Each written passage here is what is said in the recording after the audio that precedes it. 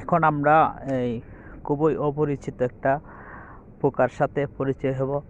খুবই আনকমন একটি পোকা। এই পোকাটা আমি আজকে এখন মনে হয় প্রথম দেখলাম। দেখতেছেন,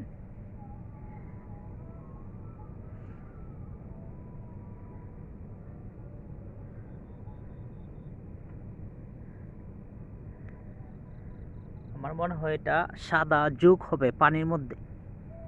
দেখতেছেন, এই যে এই যে পানির মধ্যে পড়ে গেছে, দেখতেছেন। আরেকটা পোকা, এই যে দেখবেন, এই যে পোকা,